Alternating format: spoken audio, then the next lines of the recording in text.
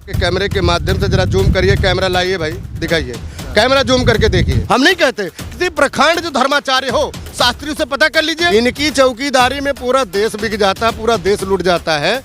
ये काहे के चौकीदार है बताइए। और शिवलिंग जो होता है वो पत्थर का होता है, वो निर्मित नहीं होता। उसमें आप लकड़ी डालो या कुछ सुराख कुछ करो, उसमें जाएगा कैसे? हिंदुत्व का परिभाषा किसी को पता ही नहीं है। हिंदू किसी बालक से पूछ लो हिंदू का परिभाषा, कोई बता पाएगा क्या? अकबर के दरबार में दरबारी रहने वाला कौन है? नाम जानिए ना, उठा के इतिहास देख लीजिए कौन लोग हैं। इन्हें केवल एक धर्म का चसनी लगा रखा है, चाहे अयोध्या से लेकर के अब बनारस चले में सभी लोग चल रहे हैं। नहीं, चसनी में नहीं। लेकिन जब इन्हें भीड़ में लड़ाई कराना हो तो ये हिंदू बन जाता है। ये कौन सा इनका हिंदुत्व है? ये फला जात का, ये फला जात का, ये फला जात का। जानवरों में है, ये गाय है, भैंस है, बकरी है, भेड़ है।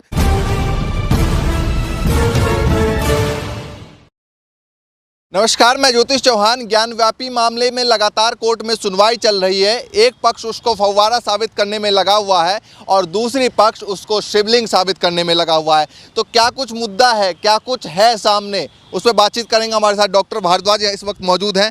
भारद्वाज साहब, जिस तरीके से ये मामला सब कुछ चल रहा है, क्या कहना चाहेंगे? एक पक्ष कह रहा है फव्वारा, दूसरी पक्ष कह रहा है कि वो शिवलिंग है। देखिए, दोनों पक्ष अपनी जगह तैयार बैठे हैं। और ज्ञानव्यापी मस्जिद का जो मामला है, उस मामले को अगर कोर्ट में रहने दिया जाए तो ज़्यादा अच्छा होगा।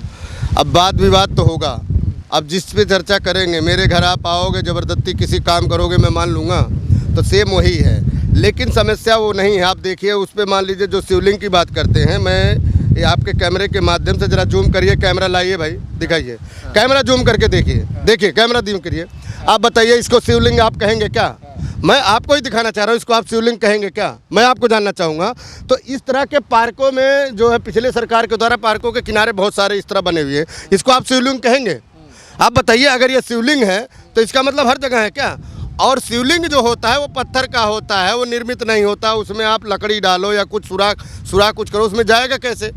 पत्थर का जो होगा उसमें कुछ जाएगा। हम लोग जो शिवलिंग को लेकर के जो घर में हम लोग पत्थर को पूज रहे हैं, वो पूरा पत्थर होता है, उसमें कुछ जाने का मतलब ही नहीं बनता है।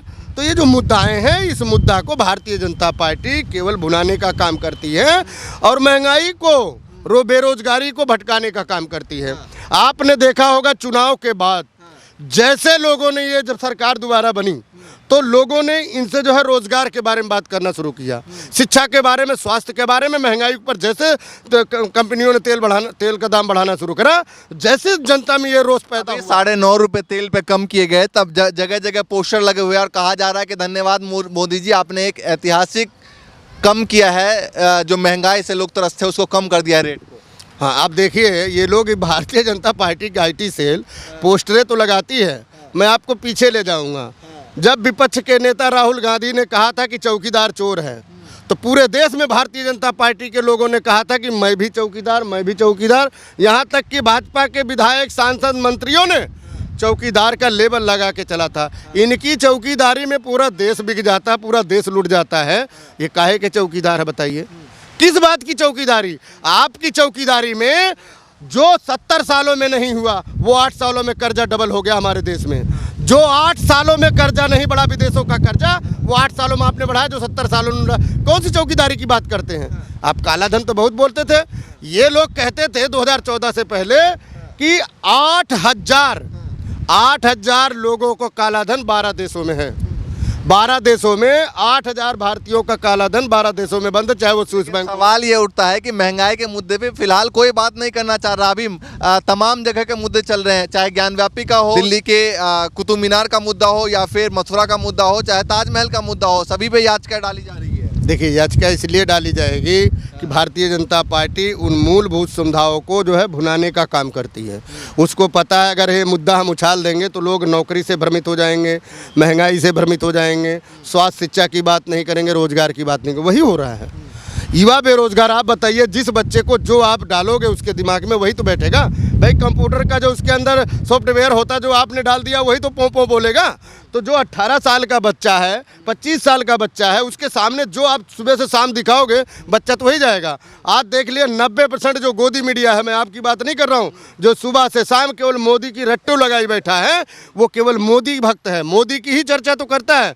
आज वो जो पत्रकारिता लोग करते थे, 2014 से पहले भी पत्रकारिता थी, 2014 से पहले भी टीवी चैनल नहीं थे, आज क्या वजह, वो सब कहाँ खबरें गुम हो गई? किसी भी चैनल को खोल के देख लो, कहीं खबरें आपको दिखाई देती है? हमेशा मंदिर मस्जिद, हमेशा ज्ञानवापी मस्जिद का मंदिर का मुद्दा रहता है। क्यों रहता है? तमाम तरह के चैनलों पे वो पूरा बना के दिखाया गया ज्ञानव्यापी के अंदर का सिनेरियो कि किस तरीके से है, पुरोहित कहाँ से खड़े हो सकते हैं, कहाँ पर शिवलिंग है, पूरा ग्राफिक के जरिए दिखाया गया और बताया गया कि यहाँ पर शिवलिंग है। नहीं तो आप बताइए, 5 साल पहले इनकी सरकार थी, तो ये उसके ऊपर पहले चर्चा क्यों नहीं कर लिए? ये काहे मुद्दा भटका रहे हैं? एक एक करके ये मुद्दा उखाड़ते हैं, जनता को गुमराह करने का काम करते हैं। मैंने कहा ना, वहाँ अगर शिवलिंग है, कोर्ट दे देता है फैसला कि ये शिवलिंग है, हम मान लेंगे। कोर्ट फैसला ये कर देता फव्वारा, हम मान लेंगे। इसको जो भ्रमित जो जनता है, गरीब जनता, बेरोजगार जनता, इसको काहे भ्रमित कर रहे हो? इनके दिमाग में क्यों आप एक प्रकार का नफरत पैदा कर रहे हो? जो लोग आपस में भाईचारा से रह करके रोटी कमाना खाने का काम करते थे, आज उनके हालात बस से बदतर सरकार ने कर दिया है। रोटी रोजी शिक्षा की बातें नहीं करते। पहले ये कृतियां होती थी तो यही भारतीय जनता पार्टी के लोग रोड पे बैठ जाया करते थे। आज उत्तर प्रदेश में, सुने हमारी बात सुनिए, आज उत्तर प्रदेश में आप धरना करने बैठ जाओ, आपके ऊपर FIR दर्ज हो जाएगा। केवल भारतीय जनता पार्टी है, योगी मोदी के बारे में आप कोई विचार अलग कर दो। सवाल यह है ना कि उत्तर प्रदेश और 5 राज्यों के चुनाव में इसी मुद्दे पे वोट मिला कि भाई अयोध्या तो झांकी है, काशी मथुरा बाकी है। नहीं, देखिए, मैंने आपको बताया ना, यहाँ राशन और प्रशासन से इन्होंने उत्तर प्रदेश जीता है, ये ध्यान रखिएगा। उत्तर प्रदेश में जो सरकार बनी है, राशन और प्रशासन। राशन आपने फ्री में बांटा, अब देखिए रिकवरी हो रही है, रिकवरी हो रही है। जो हिंदू बने हैं उनको समझ में आ रहा अब हिंदू कौन है। कोर्ट के अंदर एक पक्ष कह रहा है कि वहाँ पूजा करने की अनुमति अभी से दी जाए। तो कोर्ट का फैसला है ना, मैंने कहा ना, अगर कोर्ट कहता है उसको माना जाएगा। हमने कहा ना, जनता का फैसला कहाँ है? तो जनता को बैठा कर फैसला कर लो, कोर्ट में क्यों जा रहे हो भाई? हमने कहा अगर कोर्ट जो फैसला दे रहा हम उसको मानेंगे। ज्ञानवापी मस्जिद के ऊपर वो कहते फव्वारा हम मान लेंगे, वो कहते शिवलिंग हम मान लेंगे। हम बात कोर्ट के ऊपर कर रहे हैं, लेकिन इसको इतना दिग्भ्रमित क्यों किया जा रहा है? जनता का क्यों बरगलाया जा रहा है? महंगाई मुद्दा नहीं बनने देगी ये सरकार, बेरोजगारी मुद्दा नहीं बनने देगी, शिक्षा मुद्दा नहीं बनने देगी। इन्होंने एक देश एक GST की बात किया ना किया, तो एक शिक्षा एक बात नहीं होना चाहिए हमारे देश में? अगर एक टैक्स एक इसकी बात करते हो तो इसकी भी बात कर लो। अरे हमारे देश में शिक्षा की पढ़ाई कितनी महंगी होगी, इसकी चर्चा ही कोई नहीं करता।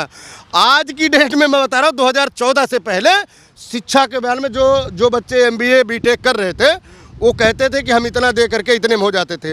आज शिक्षा का रेट डबल कर दिया प्राइवेट में, वो लोग बच्चे कैसे कर पाएंगे, उस खर्चे कैसे वहन कर पाएंगे? जो नौकरी मांगने वाले हैं वो तो भगवा गमछा डाल के फिलहाल अभी चल रहे हैं। नहीं, देखो मैंने कहा ना, जो नौकरी मांगने वाले वो भगवा डाल के नहीं चल रहे हैं। उनके दिमाग को, माइंड को फ्रेश किया गया है कि यही सब कुछ है, यही है हिंदुस्तान, इसी में आपको जीना है। जबकि वो हिंदुस्तान नहीं है। जब वो लूट पिट जाएगा, मैं आपको बोला ना, बच्चे सेना में भर्ती के लिए दौड़ लगा रहे थे, 4 साल से सेना में भर्ती नहीं हुई है। 4 साल में हमारे सैनिक कितने ख़त्म हुए, कितने पद वहाँ खाली होंगे? क्या वह सर्जित नहीं करना चाहिए इस सरकार को? 4 साल में जो बच्चा क्या नाम है 36 का या 35 का 32 का था, 4 साल में 36 हो गया, 38 का हो गया, ओवरवेज हो गया कि नहीं हो गया? क्या वो सरकारी नौकरी में सेना में भर्ती में जा सकता है? ये जो मूलभूत समझाए हैं, इसकी चर्चा ये सरकार नहीं करती। मैंने बार बार कहा, महंगाई मुद्दा नहीं बनने देगी ये, ना शिक्षा मुद्दा बनने दे, बेरोजगारी मुद्दा नहीं बनने देगी, स्वास्थ्य के ऊपर इन पे मुद्दा नहीं बनना। इन्हें केवल एक धर्म का चसनी लगा रखा है, चाहे अयोध्या से लेकर के अब बनारस चले में सभी लोग चल रहे हैं। नहीं, चसनी में नहीं। जो पढ़ा लिखा शिक्षित वर्ग है वो इनके चाशनी में नहीं आएगा। मैंने कहा ना, सरकार बन जाना बड़ी बात नहीं है, लेकिन सरकार बनने के बाद जनता की बातें करना वो बड़ी बात है। लेकिन सवाल ये उठता है कि शहरी इलाके सबसे ज़्यादा वोट बीजेपी को मिलता है। देखिए, भारतीय जनता पार्टी का शहरी इलाके में शुरू से रहा है वोट, ये तो हमारी आपकी बात है। इसी उत्तर प्रदेश में 4 बार बसपा, 4 बार सपा की सरकार रही है। फिर कहाँ थी बीजेपी? आप बताइए। बीजेपी की सरकार जो आने का कारण है, एक प्रकार का लाबी जो बनाया गया हिंदुत्व का, वो लाया गया। अगर पूछा जाए तो 70% को यही नहीं पता हिंदू किसे कहते हैं। हिंदुत्व का परिभाषा किसी को पता ही नहीं है। हिंदू किसी बालक से पूछ लो हिंदू का परिभाषा, कोई बता पाएगा क्या? बीजेपी में तो क्या सभी कह रहे हैं कि हम हिंदुत्व को फॉलो कर रहे हैं, हिंदुत्व को लेकर आगे बढ़ रहे हैं। देखो, ये लोग तो कहेंगे मंदिर में एससी को जाने पे लाठी डंडा मिलता है, लेकिन जब इन्हें भीड़ में लड़ाई कराना हो तो एससी हिंदू बन जाता है। यही तो बातें समझा रहे हैं हम लोगों से कि ये कौन सा इनका हिंदुत्व है। हिंदुत्व अगर है तो जातिवाद खत्म कर दो। आप हिंदुत्व पे लाना चाहे, अगर सब कोई हिंदू है तो जातिवाद पहले खत्म करना पड़ेगा आपको। जातिवाद अगर है तो हिंदुत्व कैसे बन जाएगा? ये फला जात का, ये फला जात का, ये फला जात का, जानवरों में है, ये गाय है, भैंस है, बकरी है, भेड़ है ना उनकी जातियाँ। तो हिंदू इसी तरह हमारे इंसानों में जातियाँ बनाई है। किसने बनाई है? पहले आप जाति खत्म करिए, उसके बाद हिंदुत्व का परिभाषा बताइए। हिंदुत्व का परिभाषा उसे कहते हैं जो जनेऊ धारण करता है, वो हिंदुत्व की परिभाषा उसको हिंदू उसी को कहते हैं। हम नहीं कहते। किसी प्रखंड जो धर्माचार्य हो, शास्त्रियों से पता कर लीजिए, जो जनेऊधारी है वही हिंदू है। विदाउट जनेऊधारी कोई हिंदू नहीं है, वो तथाकथित हिंदू है, वो सनातनी है। अपने सनातन की परंपरा को ओढ़े हुए सनातन धर्म का निर्वहन करिए तो हमें समझ में आता है। संबित पात्रा तो सबसे बड़े हिंदू कहते हैं कि सबसे बड़े हिंदू ना, बिल्कुल है वो संबित पात्रा थोड़ी है, वो तो गोबर पात्रा है। उन्हें कुछ नहीं पता इस देश के, बस सिवाय नफरत के। आप देखिए देश का ऐसे प्रवक्ता, देश की जिसको लोग सुन रहे हो, वो किस तरह की बातें करता, हमेशा नफरत की बोध बोता है। नफरत का बीज अगर बोया जाता तो 1947 से पहले ये लोग कहाँ थे? वहाँ नफरत के बीज क्यों नहीं बोए? अगर इनकी ही भाषा में अगर समझाया जाता तो आज हमारा देश आज़ाद नहीं होता। देश आज़ादी के लिए सबको एक सूत्र में लेके चलना होता है। महात्मा गांधी को देख लो, गोट से नहीं था, ये था। सरदार भगत सिंह को देख लो, तमाम हमारे राजगुरुओं को देख लो, तमाम हमारे बात कर रहे हैं तो गांधी को लेकर तो ये भी आगे बढ़ रहे हैं, कह रहे हैं गांधी को कोई भी अगर विदेश से आता है तो पहले गांधी आश्रम दिखाते हैं। नहीं, गांधी आश्रम क्यों दिखाते हैं? इनके पास कुछ है थोड़ी, ये तो नकल करने वाले हैं, नकलची लोग हैं भाई। आप बताइए, जो गोडसे की पूजा करने वाले, गोडसे को मंदिर बनवाने वाले, तो क्यों नहीं विदेश में जाते हो, गोडसे की बात करते हो, क्यों महात्मा गांधी की बात करते हो? एक तरफ भारतीय जनता पार्टी के लोग कहते हैं कि महात्मा गांधी के द्वारा हमारे देश का सत्यानाशी हुआ, अगर महात्मा गांधी ना खड़े होते तो हमारा देश जो है बढ़ता नहीं। अरे आपको ये पता नहीं होना चाहिए, देश की आज़ादी में वहाँ हिंदू मुसलमान नहीं था। उन्होंने केवल अंग्रेजों को भगाने के लिए सबने महात्मा गांधी का साथ दिया था, सबका सहयोग था, सबका सहयोग था महात्मा गांधी के नाम पे। सब कहते थे जो महात्मा गांधी जी करेंगे, महात्मा जी करेंगे, वो नहीं। हिंदू मुस्लिम सबने मिलकर देश की आज़ादी दिलाई, लेकिन फिलहाल की स्थिति में कहा जा रहा है कि औरंगजेब जिस तरीके से था, जिस तरीके से वो था, बाबर आए थे, उसमें सभी लोगों को तोला जा रहा है, जितने मुसलमान हैं देश के सभी लोगों को तोला जा रहा है। मैंने आपको कहा ना, अकबर के दरबार में रहने वाले कौन लोग हैं, नाम जानते हैं आप? मैं नाम क्यों लूँ? आप सोचिए, अकबर के दरबार में दरबारी रहने वाला कौन है? नाम जानिए ना, उठा के इतिहास देख लीजिए कौन लोग हैं। उनको संरक्षण किसने दिया? अकबर को, औरंगजेब को सरकार चलाने की सुविधा किसने प्रदान करी? ये गरीब मजदूर भाई, किसान भाइयों ने करी, ये इन्हीं तथाकथित लोगों ने करी, जो आज के तथाकथित लोग इस तरह का आडंबर फैला रहे हैं। इनके पास विचारधारा का कोई शब्द नहीं रह गया है। अगर ये देश को चलाना जानते तो सबको साथ लेके चलते। ये कहते सबका साथ, सबका विकास, सबका विश्वास। कौन सा विश्वास? एक वर्ग को तुमने नफरत में डाल दिया, लोगों को नफरत में भिगो डाला है। तो ये कैसा सबका साथ तुमने लिया है? ये सबका साथ नहीं लिया इन्होंने, सबका साथ, सबका और विश्वास तो लिया, लेकिन विकास इन्होंने केवल अपना किया है। आज आप बताइए, जो गरीब था वो गरीब होता चला गया, जिसके पास पैसा कम था और पैसा कम हो गया। इस देश में चंद पूंजीपतियों के पास कैसे सारे पैसे चले गए, इसके ऊपर जनता का कभी ध्यान जाता है? अडानी अंबानी में ऐसी क्या खास बाई है? जो कंपनी गर्द में जा रही उसे खरीद ले रहा, वो लाखों करोड़ों अरबों कमा रहा है, और वही कंपनी वो चला रहा। क्यों नहीं? इसलिए वो कंपनी का मालिक भाजपा को चंदा नहीं देता था, इसलिए वो कंपनी चल नहीं पाई। अडानी अंबानी को बेच दिया जाता, वो चंदा भाजपा को मिलता है। अगले तमाम चुनाव में यही मुद्दा चलेगा? बिल्कुल चलेगा, महंगाई मुद्दा चलेगा। आप देखते रहिए, जनता धीरे धीरे इनसे खसक रही है। अभी आपने देखा नहीं है 325 प्लस चुनाव के 5 दिन 10 दिन पहले तो जनता उसी मुद्दे पर आती है ना। आपने देखा नहीं? देखिए, मैंने कहा ना, ये चुनाव हार जाते 5 राज्यों में। जब 750 किसानों की शहादत हुई, आपने देखा उस समय उपचुनाव हुआ था लोकसभा और विधानसभा का। भारतीय जनता पार्टी पूरे देश में 0 पे आई है, 0 पे आई है। तब जाके इन्होंने किसानों का बिल वापस लिया। मत लेते, जैसे 1 साल था चुनाव में चलने दिए होते, आपको समझ में आ जाता, दूध को दूध पानी का पानी हो जाता। लेकिन नहीं, इनको पता था अगर किसान आंदोलनरत रहे तो हमारी सरकार कहीं नहीं बन सकती। उस समय लोगों में एक प्रकार का सरकार के खिलाफ जो है ये सिगुफा बन चुका था कि ये सरकार केवल आडंबर डालने के काम करती है। लेकिन चुनाव से पहले इसको इन्होंने पलट दिया। चलिए, तो हमारे साथ डॉक्टर भारद्वाज थे, इनसे तमाम मुद्दों पर बातचीत कर रहे थे। और जिस तरीके से ज्ञानवापी का मामला लगातार सुनवाई चल रही है, लेकिन उस बीच जो तथ्य निकल कर सामने आ रहे हैं उसको लगातार हम आपको दिखा रहे हैं, लगातार उस पर बातचीत कर रहे हैं। और महंगाई का मुद्दा, जैसे कि उन्होंने बताया, कि सबसे महत्वपूर्ण है, जिसको सरकार फिलहाल उभरने नहीं देना चाहती है। जो भी मुद्दे होंगे अपडेट आपको करते रहेंगे। फिलहाल के लिए नमस्कार।